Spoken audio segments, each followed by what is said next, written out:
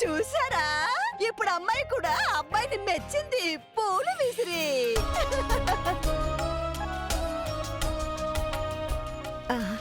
పంతులు గారు పదండి. పదండి పదండి.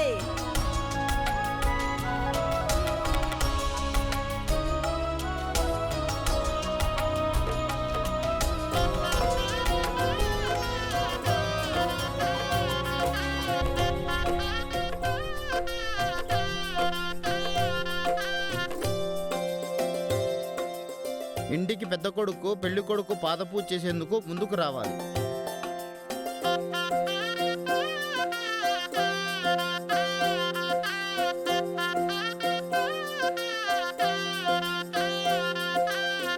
ఇతనన్నమాట పెద్ద కొడుకు.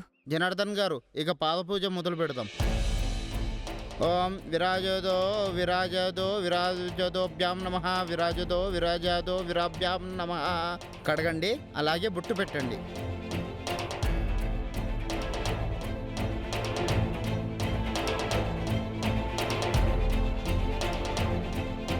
మాకు కూడా పాదపూజ చేయండి.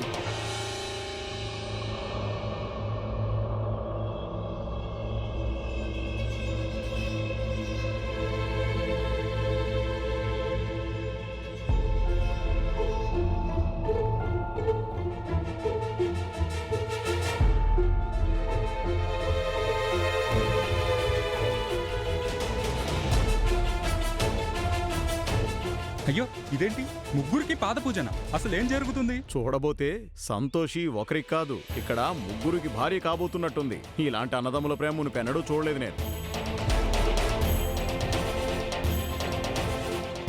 అసలేంటయ్యా మీ సమస్య? ఒకరింట్లో అందరూ సుఖంగా కలిసి ఉంటే చూసి ఓరలేకపోతున్నారా? ఇందులో తప్పేముంది? ముగ్గురు అన్నదమ్ముల్ని గౌరవిస్తున్నారు కదా అన్నయ్య గారు.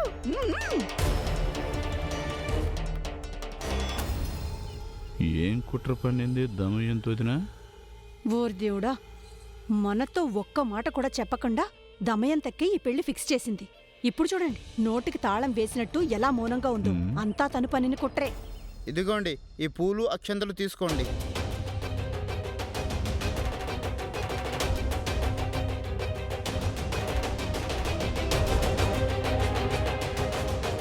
జనార్దన్ గారు, ఇప్పుడు అబ్బాయి కాళ్లకు దండం పెట్టే ఆచారాన్ని పూర్తి చేయండి. మా కాళ్ళు కూడా మొక్కండి.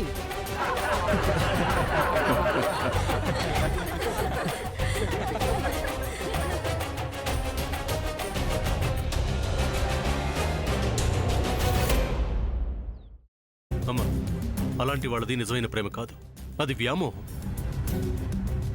ఎగ్జాక్ట్లీ చిన్నత్త, నిజంగా ప్రేమించుకున్న వాళ్ళు అలా చేయరు.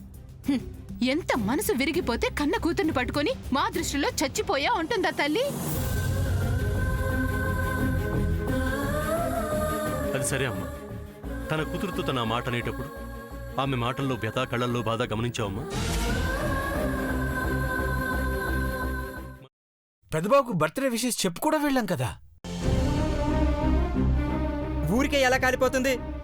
మంట పెడితేనో పడితేనో తగలబడుతుంది.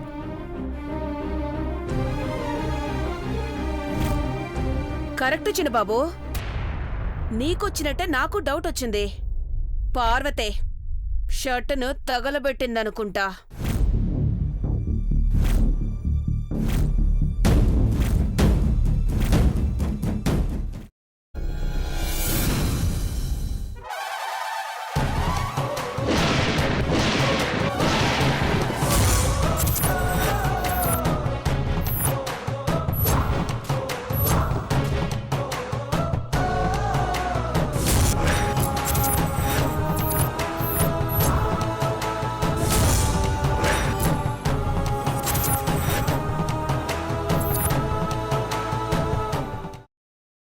తర్వాత పొట్టు తీసేసి చాప్ చేసి పక్కన పెట్టుకోవాలి.